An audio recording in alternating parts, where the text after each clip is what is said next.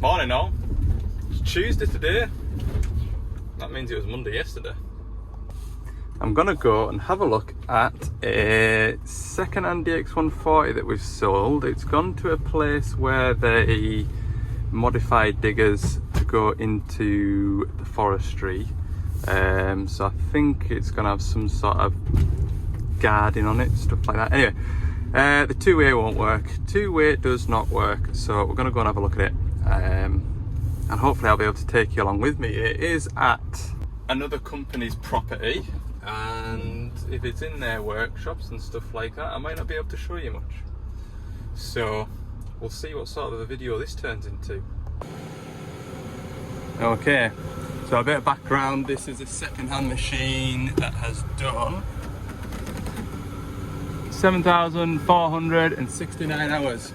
I think this has been on a building site its entire life. I don't think it's ever had any attachments on it. What it isn't doing is the two-way function isn't working. So in this case, we want to work this hydraulic thumb on the two-way. And the interesting thing is, when I rock this thumb wheel, the machine knows I'm doing it for a couple of reasons. First of all, we'll show you this first of all. First of all, when I rock this thumb wheel, the auto idle picks up.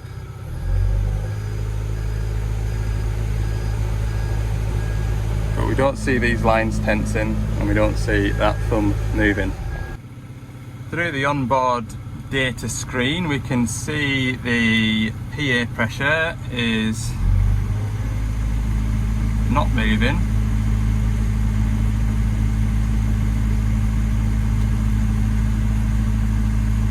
Our negative control pressure, so that's the pressure that is controlling the hydraulic pumps, that isn't going down.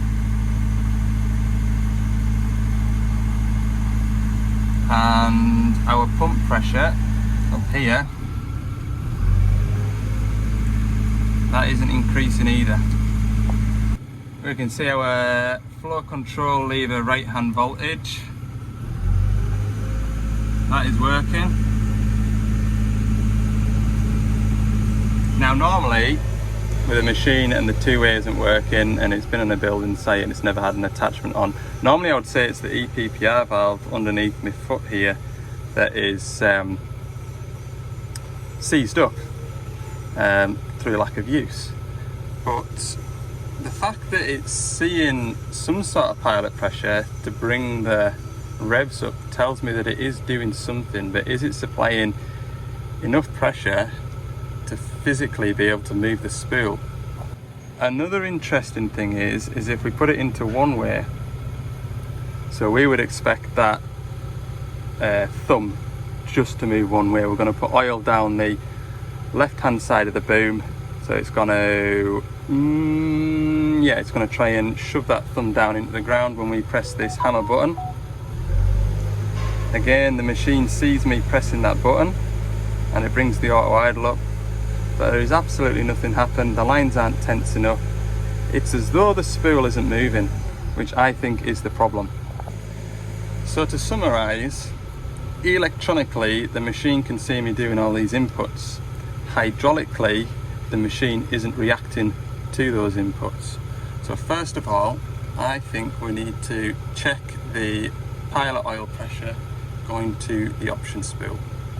So I think the easiest way to do that is start under here, and as luck would have it, there's no what am I going to tell you? No belly plate. Right, over here, that there is our EPPR valve, so we'll check for pressure there. Okay, so I'm just studying this, and another thing which I don't know is coincidence or is part of the fault, but this hydraulic foot pedal isn't controlling the machine at all. When you switch to work the two-way off the foot pedal, the RPM doesn't even raise.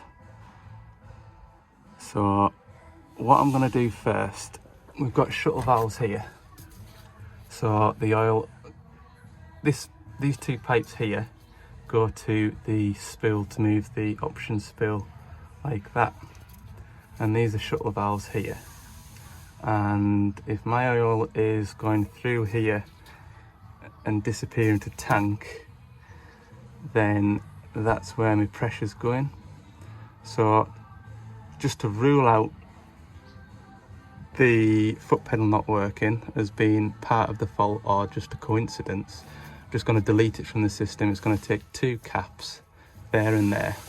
We'll take away its pressure over here, and then the machine will only have the proportional valves to work the thumb wheel, and we'll see if that's related or not.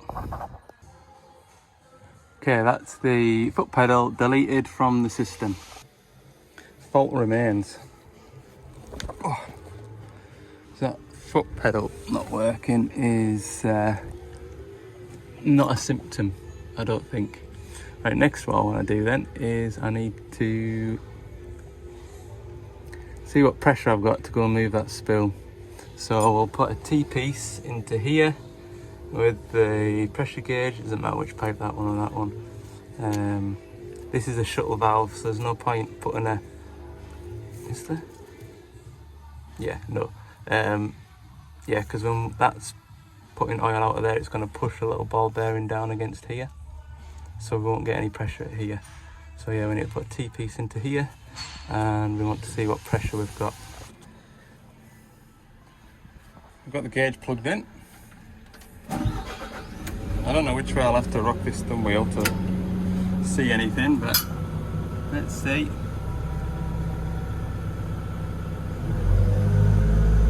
There's nothing that way or that way.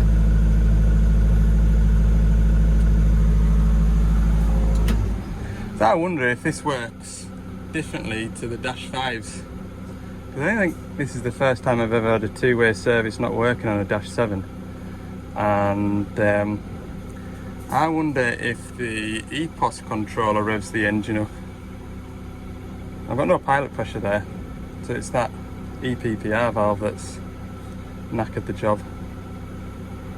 I suppose next then I'll check the pilot pressure going into that valve, and if the pilot pressure's there, then yeah, it's got to be the proportional valves.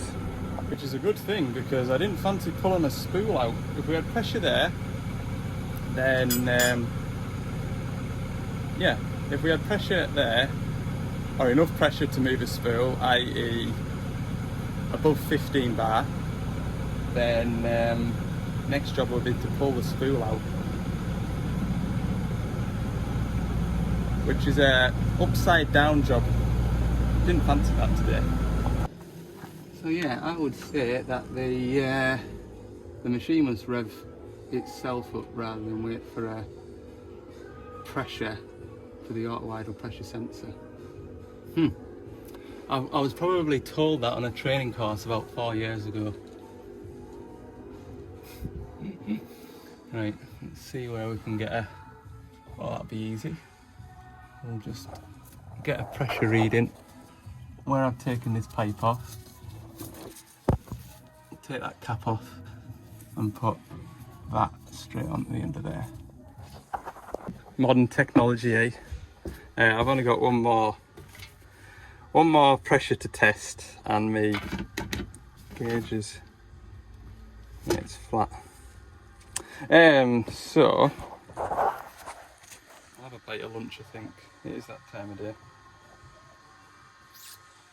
I could just run and plug that in real quick. I'll run and plug it in real quick. Come on. Ready?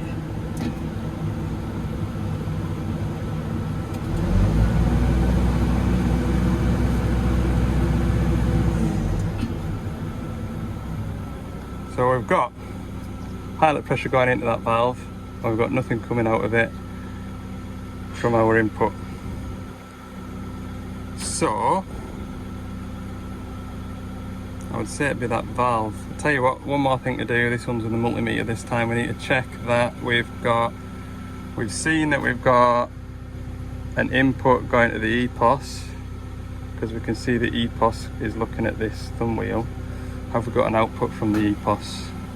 We can check that through the dash, and it may be that the EPOS is outputting down there, but it isn't the EPOS is outputting at the plug there, but is that output getting down to there? We'll double check that. Come on, we'll dot the I's and cross the T's. Ready?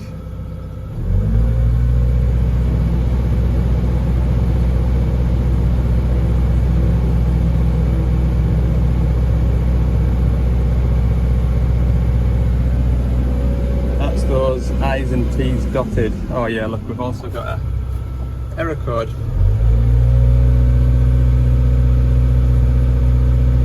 There was an error code, there it is. VPV, vehicle proportional valve number 8-0505 is open circuit. There we go. EPPR valve is stuck.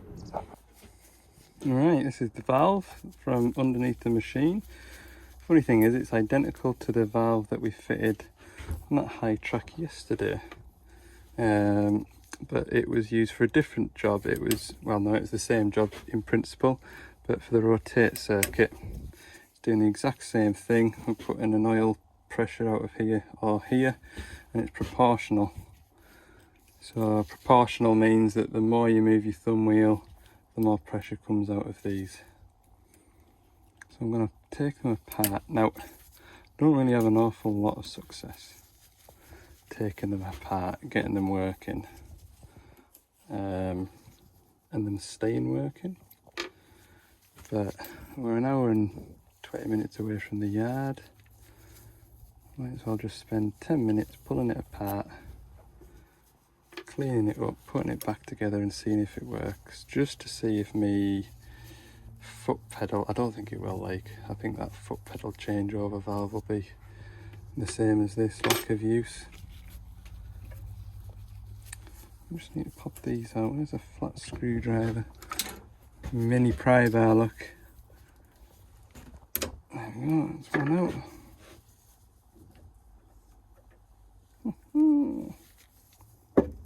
And the same for the other side.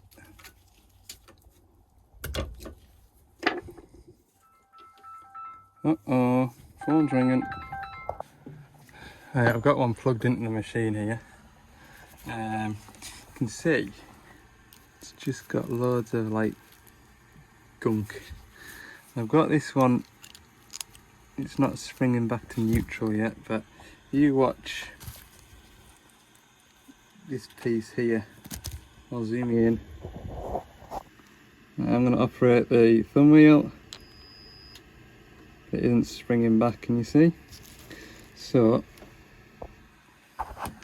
we'll just give them a shot of WD-40 and compressed air and see if we can't get them doing something. As you can see, they don't move very far.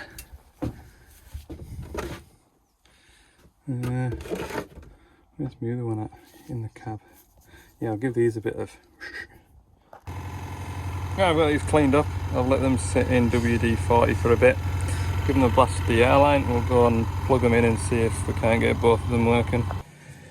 Alright, I'm at the point where it's 10 to 2.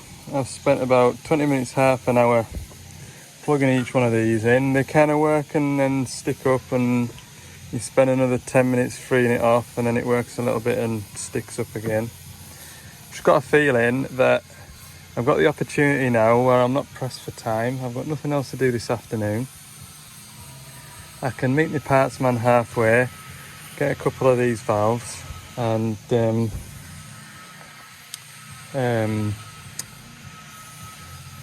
put them into the machine. Then it's done. I don't need to think about it again. And if that valve fails, then we've got a parts warranty on it. Whereas if I get these freed up in 3 months' time, when it's pouring with rain in the middle of winter, it'll just be to do anyway. Just feel as though I'm wasting my time. I know these valves, and you can free them up and they might be okay, you can free them up and they might fail, and I just feel as though it's the right thing to do. Put it in the comments, what would you do if you were in this situation? I mean, customer isn't paying for it because the customers bought the machine. So, Doosan Darren's paying for it. Do I phone him and treat him like a customer and give him the option? No, of course not. I don't know what his choice would be. Right, I'm going to pack up while I've been on the phone to a customer. I've pulled out the changeover valve here. And this is changing the operation between the thumb wheel and the foot pedal. It wasn't changing over. And now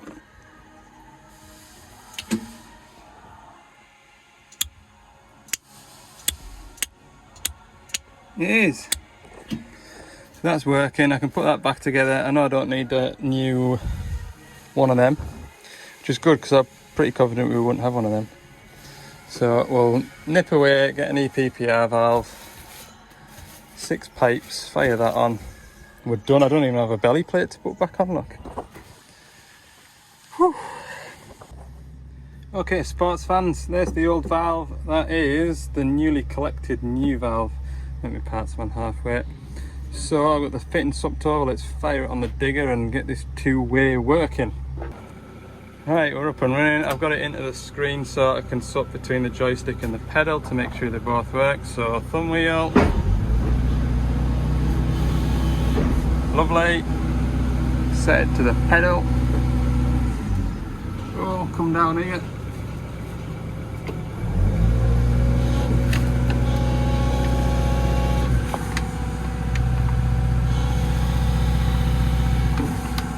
Magnificent.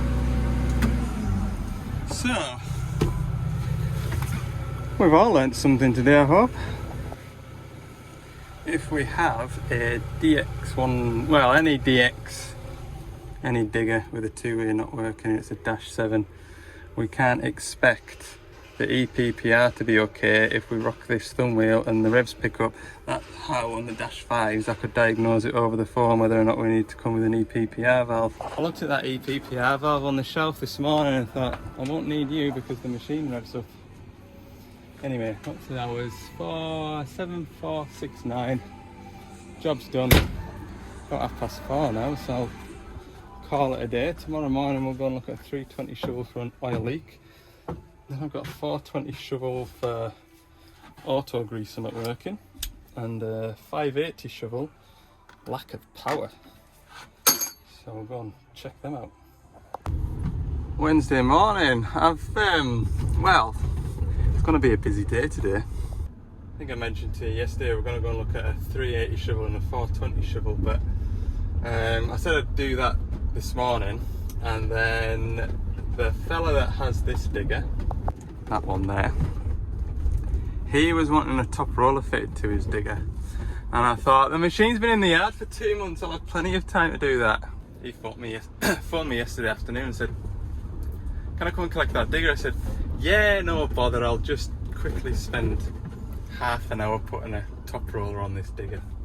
Yeah, send your wagon, no bother. It'll only make me an hour late to me 420 380 shovels. And then about an hour after that phone call, somebody phoned me and said, I've got a 320 loading shovel and it's leaking oil. I said, oh, don't worry about it, I'll be in first thing tomorrow morning to have a look at it. Totally forgetting about that job. Totally forgetting, not entirely, about the 423 580. So, I need to be in 4 places at once this morning. But first of all, because I'm in the yard, I'm going to take that roller off. Oh yeah, and then I got an email about that digger. The ACR report hasn't been filled in, so I've got 2 sheets of paper to fill out for that. And I said to Darren I'll have it PDI'd and ready to go by the end of the week. I'm off on Friday, so fingers crossed that'll be for Thursday's job. Alright, first job, big pull. Let's muck these tracks out a bit, just so I can get into the back and get the knackered roller off. You can see it's knackered because it's knackered. Alright, bottle jack between the track frame and the track, jack it up and then chock it with wood. They're not going anywhere. We've got plenty of space now to get these 19mm bolts out that aren't going to snap. Just 4 bolts to change it now. Shouldn't have mentioned the S word, should I? No. God. What would you lot do now? Just stop and send it out? Because without that top roller, it's going to be a pig of a thing, this. Like a real pig.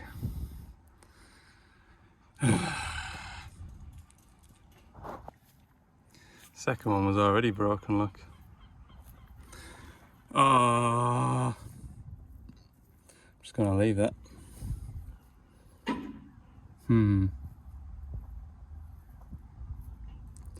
Like, even if I had a day, it's still a horrible job, isn't it? What would you do?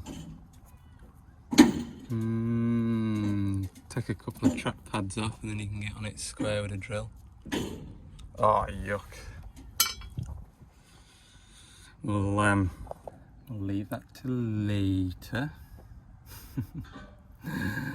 As the struggler would say.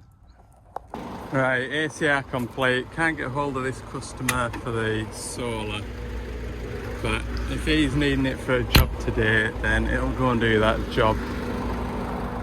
And it's still got something for the tractor rollover. Not ideal, not perfect. Been sat in the yard for 2 months and then all of a sudden he needs it. It's got a job to go and do, hasn't it? And if I snap that last couple of bolts out, then it's good for nothing, isn't it? And then that puts pressure on me to get that done and not get to the other 3 customers that are waiting for me. Okay, I need to go and pick up a filter because this 320, there's a filter to deliver on the way there. Right, oil leak somewhere. Ah, there.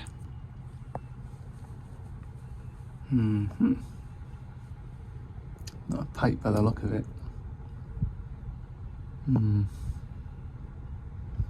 What's the best thing to do here? It's damp at the bottom of that valve. That valve there that we're looking at, that one there. That's your boom suspension valve.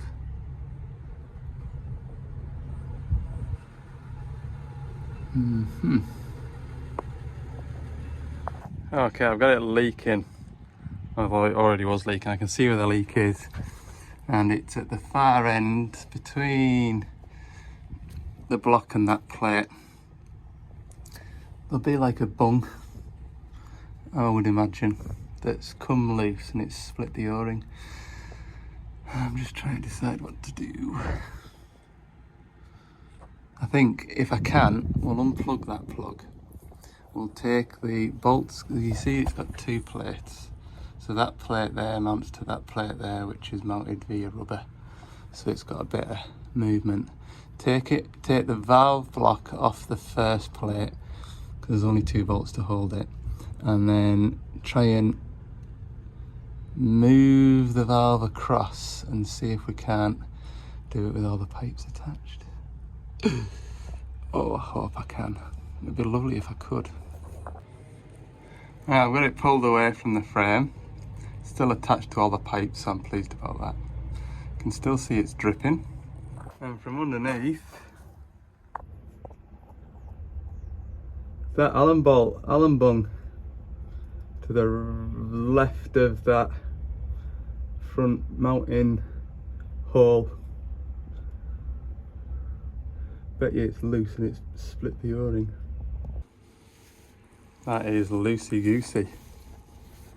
Right, that O-ring will be knackered in there. Fair confident of that, so I'm going to have to take it out. Oh. Good. Right, I've managed to get the bung out. So, I'm just going to tell you, because I couldn't film and do this at the same time, because I didn't know what was behind that bung. Sometimes behind bungs like that you've got springs and spools, and you just want to do it very carefully. So first of all, I loosened it off and there was a good bit of oil started running out. and what I was looking at was the foaminess of the oil, which told me there was a bit of pressure there. Now, before I started, I've put the bucket on the floor. I've then turned the ignition off, turned the ignition back on, wobble the joystick around to alleviate any built up pressure on one or other side of the rams. I've then taken the pressure out of the tank, and there was oil coming out of there and it had a bit of pressure behind it. So what I did was just ever so slightly crack this off, because this is a big accumulator. This is storing pressure. I'm pretty sure what I should have done was set the LIS speed to 0 and then wobble the joystick around, and that probably would have taken the pressure out of this accumulator. But yeah, once I cracked that pipe off, the oil flow and pressure all but stopped coming from that bung, and I was able to take it out by hand, and I just had another hand under there just in case anything wanted to drop out, because gravity is against me. Thankfully nothing's dropped out. It must just be a machining hole, and they bung it up with one of these. Sometimes they use ball bearings and stuff, smack them in. Anyway, you can see that O-ring is completely shot. Never have I ever came across a bung like that that's been loose, and the O-ring's been intact. So that phone call that you heard in the background of that last clip, that was the customer of the Solar 130 phoning us back. So I told him what all had happened. He's dead chilled about it. He always is. He says, "Oh, you'll not believe it, but my boyo specialises in stud extraction, broken stud extraction." I says, "Oh, does he now?" I said, "I might have a job for him then." So of all the customers' machines to snap bolts into, that's a good machine to snap bolts into. So he's not desperate for the machine, he just thought he'd better come and get it out of the yard. So I think what we've agreed is on Monday we'll set the machine up, take a couple of track pads off, and his brother will come in the yard and extract them bolts, and we'll finish the job off. So that's worked out a treat, that. I'm well chuffed. I says to him, I told him that I've got 3 shovels to get around today, and I said I'd broken 2 bolts, and I just said, if you need it you can take it, it'll do whatever you need it to do. You'll just have to fetch it back for 3/4 of a day for us to get heat on it and drill it and all that carry on. He says, "Oh, my brother does that." Grand, that'll do.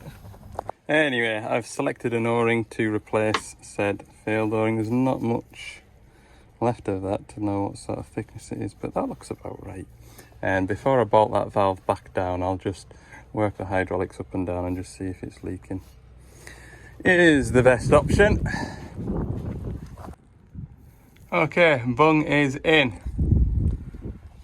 Just killing it up where it's at, I think. Then I should probably plug in back in if I can get enough wire. Click. Right, go and lift the arm up and down a bit.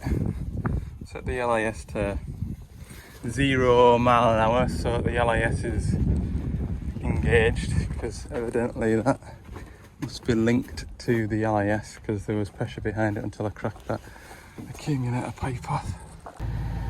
Right, I've been working it up and down. We'll go and see if I've fixed it in a minute, but just as a note to anybody that does want to go and work on these machines, to set LIS speeds, and that's not in the service menu or anything like that, it's just in the operator's menu. I'll go all the way back to the start and show you. Home, machine configuration, scroll down, set LIS, which is this one out. And then we've got setting for the forward speed and the reverse speed. So it was set to 3 kilometers an hour. I'm going to set to, I feel like 3 is a bit low. You might be able to get 3 kilometers an hour while you're spinning the wheels and digging at the same time. Click that. So now that boom will be solid until we reach 3 kilometers an hour, and then it'll start cushioning as we drive across the quarry. So that's all reset. Good to turn it on and off if you're an operator. I don't really know why you'd want it turned off, and yeah, I don't know why you'd want it turned off, because it does it automatically for you. But to turn it off, it's this button down here, next to the information button. You see it's got 2 arrows up and down from the boom. Turn that on and off there. Right, key off. And we'll see if we've stopped this leak. I hope I have, like. Ooh. Our survey says, yes, we are dry. Good. Right, I'll have a bit mop up with a rag and then we'll try and wrestle that back into position. Right, we're all good in there. That was a bit of a fight to get back on that now because of the pipes I wanted to twist it that way. To get one bolt in, it was a bit tricky. So we're all done. I'm going to take this boiler suit off because I am roasting like.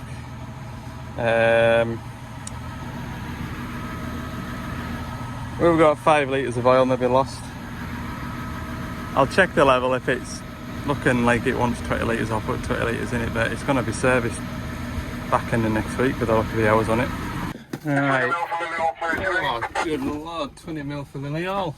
Right, final job. It's a big one. Like this sunglasses case is rattled to pieces. It's been on the to-do list for a couple of weeks and I thought I'll just leave it till it's due a service for the next time I'm in. Didn't think it'd spring a bloomin' leak like.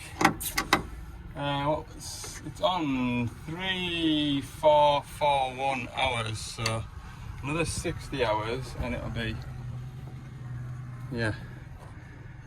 Right, what we're going to do Wednesday. So yeah, back in the next week, beginning of beginning of the week after, sorry. So we'll be into beginning of August, we'll be back in servicing this. So, might as well do it now anyway, and I've got 5 minutes.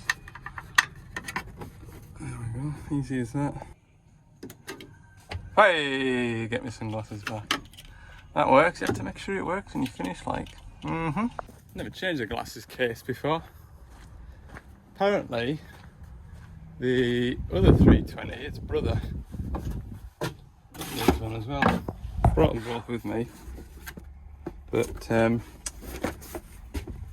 well, I just thought if it's about and it's free, I'll get it, but it's way up the top of the quarry. And, well, it isn't the end of the world, is it? We'll do that on a service. Right. Let's go. I think I've seen a couple of emails, so I'm not 100% sure whether I have to go to these 42380s yet. They're not our machines as such, we didn't sell them, they're just working up in our area and they were sold by a different dealer, and there's all sorts of hoops to be jumped through before I can attend. So just gonna phone my boss before I leave here. Right then, it is just after 4:30. I have been to those 2 shovels, but it wasn't a place to film, which is fine. Oh look, didn't notice that on the way in. That solar's disappeared. Maybe not my problem at all anymore. We'll see. Anyway, right, I'm going to head home. I'm going to finish on time for a change. So, thanks very much for watching this video. If you've enjoyed it, click like. Subscribe if you haven't yet. That'd be much appreciated. And I'll see you all in the next video. Will be... what we'll be doing. That 6-tonner over there, that needs PDI'd. And... yeah, we'll go from there. Okay, see you all in the next one. Bye for now.